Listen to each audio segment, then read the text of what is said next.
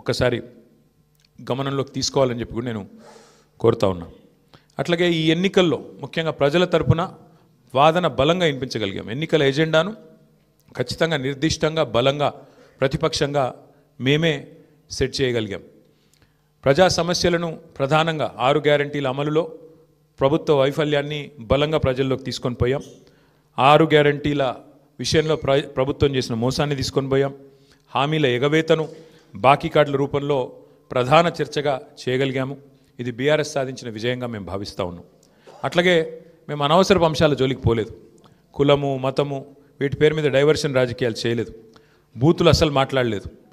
ఆఖరికి ప్రభుత్వంలో ఉన్నవాళ్ళు ఫ్రస్ట్రేట్ అయిపోయి బూతులు మాట్లాడినా మేము మాత్రం బూతులు మాట్లాడలేదు. కేవలం ప్రజా సమస్యల గురించే మాట్లాడాం.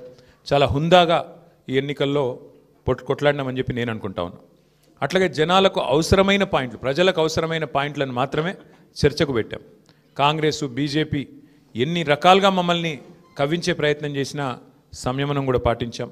అట్లాగే మేమేం చేశాము, ఎందుకంటే ఒక 10 ఏళ్ళు ప్రభుత్వాన్ని నడిపిన ఒక జవాబుదారీ పార్టీగా, ఒక బాధ్యత గల ప్రతిపక్షంగా 10 ఏళ్ళు మీరు ఏం చేశారు జూబ్లీహిల్స్ కంటే 5,328 కోట్లతో అభివృద్ధి సంక్షేమ కార్యక్రమాలు చేశామని చెప్పి లెక్కల సహితంగా మరి ప్రజల ముందు పెట్టాము. చాలా పారదర్శకంగా పనిచేశామని చెప్పి ఎన్నికలు కూడా పోయినాం. అట్లాగే కాంగ్రెస్ ఎగ్గొట్టిన వాటిని కూడా లెక్కలతో సహా ఇంటింటికి తీసుకొని పోయాం బాకీ కార్డుల ద్వారా. అట్లాగే ప్రజా సమస్యలు, బస్సు ఛార్జీల పెంపు మీద నిరసన చెప్పాము. బస్తీ దవాఖానాలు విజిట్ చేసి ప్రభుత్వ యంత్రాంగంలో చలనం తీసుకొచ్చాము.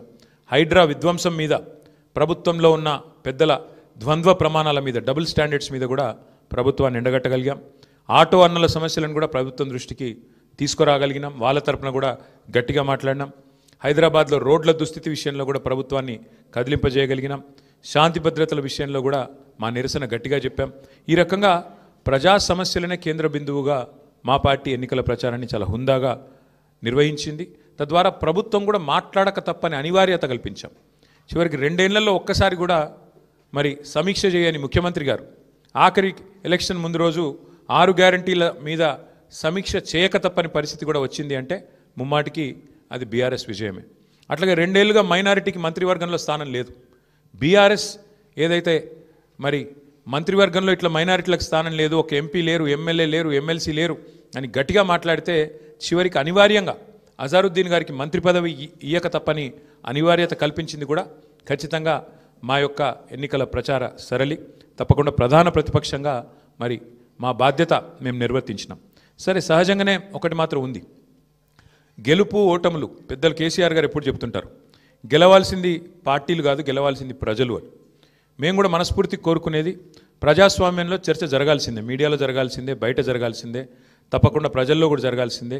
ఈ ఎన్నిక ఎట్లా జరిగింది అనే విషయంలో కూడా చర్చ జరగాలి. ఎందుకంటే ఈరోజు కాదు, మేము 4 రోజుల ముందే చెప్పాం ఎన్ని రకాల అక్రమాలకు కాంగ్రెస్ తెరలేపిందో చెప్పాం. అభ్యర్థి యొక్క సొంత తమ్ముడికి 3 ఓట్లున్న విషయాన్ని మీ ముందు పెట్టాం. ఆధారాలతో సహా మేము స్పష్టంగా మీ ముందు బయట పెట్టాం. ఎన్నికల కమిషన్ అడిగాం, కోర్టుకు పోయాం. ఎన్ని ప్రయత్నాలు చేయాలో అన్ని ప్రయత్నాలు పారదర్శకంగా ఫ్రీ అండ్ ఫెయిర్ ఎలక్షన్ కోసం జరగాలని ప్రయత్నం చేసినాం. షెడ్యూల్ వచ్చిన నాటి నుంచి పోలింగ్ డే దాకా ఏమేం జరిగినాయో, ఎన్ని రకాల అక్రమాలు, ఎన్ని రకాల అవకతవకలు, ప్రలోభాలు, ఎన్ని రకాల ఒత్తిళ్ళు, ఇవన్నిటి మీద కూడా చర్చ తప్పకుండా జరగాల్సిందే. ఏదేమైనప్పటికీ సరే, అల్టిమేట్గా ప్రజాస్వామ్యంలో ప్రజా తీర్పు శిరోధార్యం. తప్పకుండా మరి ఇవాళ మేము కూడా ఓట్లేసిన ప్రజలకు ధన్యవాదాలు చెప్తున్నాం. అట్లాగే మిగతా వారికి కూడా మేము విజ్ఞప్తి చేస్తూ ఉన్నాం. ప్రధాన ప్రతిపక్షంగా మా పాత్రను మీరు గమనించారు. ప్రధాన ప్రతిపక్షంగా మేము గెలవాలని కోరుకున్నాం, సహజంగా గెలుస్తామని ఆశించినాం. బట్ ఎలాంటి నిరాశ లేదు, మా పని మేము చేసుకుంటూ పోతూనే ఉంటాం.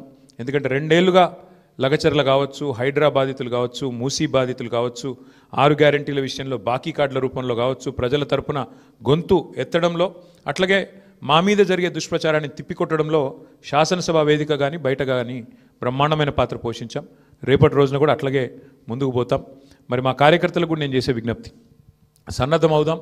అన్ని రకాలుగా ప్రజాక్షేత్రంలో మనం ఈ ప్రభుత్వాన్ని నిలదీయడంలో సఫలమైనాం. ముఖ్యంగా మా సోషల్ మీడియాలో పనిచేసే మా తమ్ముళ్ళు చెల్లెళ్ళకు కూడా నేను హృదయపూర్వకంగా